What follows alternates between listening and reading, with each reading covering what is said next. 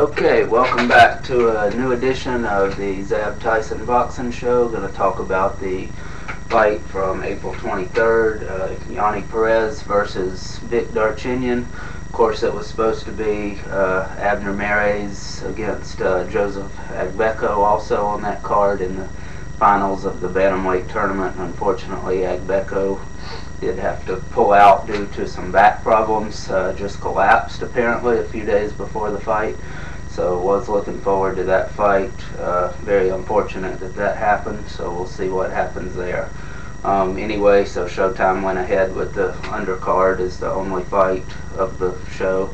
And Darchinyan looked very impressive, actually, about the most impressive I've ever seen him. I've never really been a big fan of his at all because of his very ridiculous, awkward style. It's just absolutely no skill involved, but actually he did throw some, accurate, fast punches this time. He wasn't all over the place. He came with a game plan clearly, and he did very well actually. So I was very impressed. I did think Perez would beat him actually. As you know, I picked Perez to knock him out late, but Darchinyan just beat him up every round, landed some good punches, had him hurt a few times, and Perez really showed a tough chin to stand up to all those punches. So just very impressive from Darchinyan, that's all I can say. And that was basically it for the week of fights for this past weekend. But anyway, we can look ahead to April 30th, which was 2 days away now. We've got George St. Pierre versus Jake Shields at UFC 129. So should be a good fight. Don't really know much about Jake Shields, like I said. Definitely don't know anywhere near as much about MMA as I do boxing, of course, but I do know a little bit about it and watch some fighters, a good bit, and St. Pierre is one of those, definitely one of the best ones I've seen. So I'm going to pick him to win. I mean, as far as I know, Jake Shields is a submission expert or whatever, and so is GSP, of course. He can beat you on the ground or standing up, so I'm going to pick Pierre by a third round knockout. That's what I'm going to pick. So third round stoppage by punches. Think he'll get him in trouble and then get him out of there. So also on the undercard, got Jose Aldo, the first UFC featherweight champ, defending his belt against, not even sure what the guy's name is. I don't think the guy's a top fighter or anything.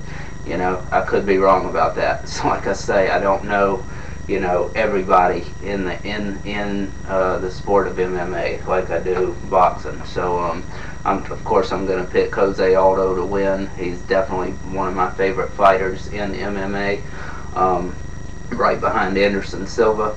Definitely one of the most impressive, set of skills that I've seen from anybody in there. Can do anything, basically.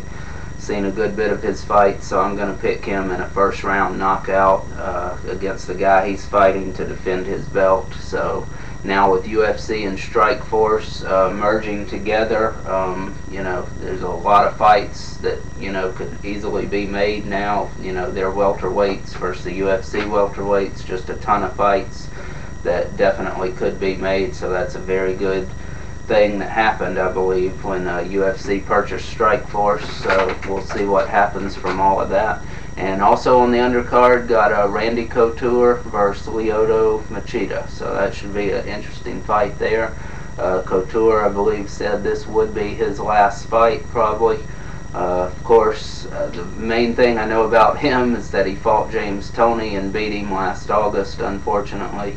He immediately got him on the ground, which is not what Toney wanted, not what any fan of Toney would want. As soon as that happened, pretty much knew what was coming, unfortunately. But supposedly Randy Couture is like the best wrestler ever in MMA, from what I hear.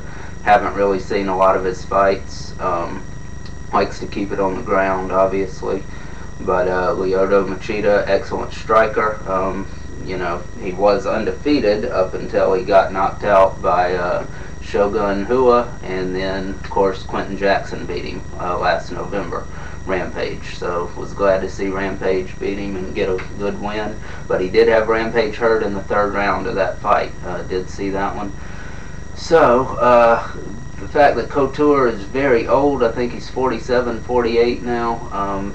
Machida should just be able to keep him from, getting him down on the ground. So I think Machida will just, move around, stick and move, get him with kicks, and, go in and out constantly, just not dare let Couture take him down to the ground.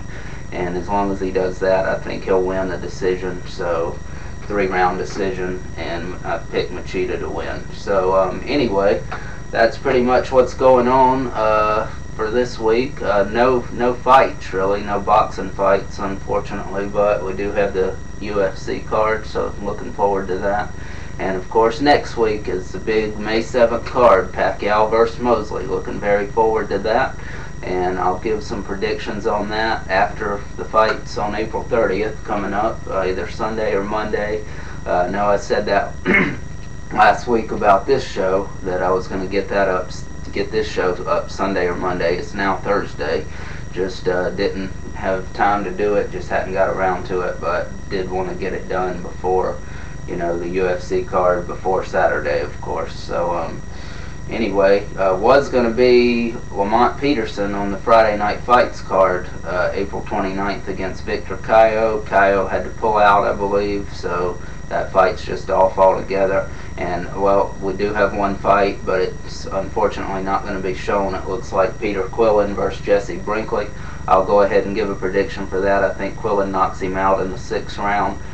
Quillen probably about the best fighter he's fought, I guess, and that's not really saying much, of course, because he hasn't really fought anybody real top level or anything, but he's still undefeated doing his thing. So we'll see him hopefully knock Brinkley out. That'll be a good win for him, and we'll see what happens there. That's this Friday, April 29th, tomorrow. So looking forward to that. And just a little bit of news going on in boxing. Marquez looks like he's been offered a $5 million guarantee to fight Pacquiao in October or November. Of course, assuming Pacquiao beats Mosley, which is no guarantee at all. I'm very, upset about that, because I did want, of course, Zab Judah to get the July or August fight against Marquez. Looked like that might be a possibility, a strong possibility, actually. So, of course, I'm rooting for that fight. You all know what a huge Judah fan I am. So looking forward to that, hopefully. Also in the news, Hay and Klitschko, David Hay versus Vladimir Klitschko, looks to be set for July 2nd in Germany. Don't know why Hay would agree to go to Germany. That's definitely not a neutral thing. It's definitely not a neutral location at all. So I'm, of course, thinking Hay will knock him out. I've been saying that for years. I think he knocks out both Klitschkos, but definitely Vladimir, because Vladimir, of course, is the one with the weaker chin.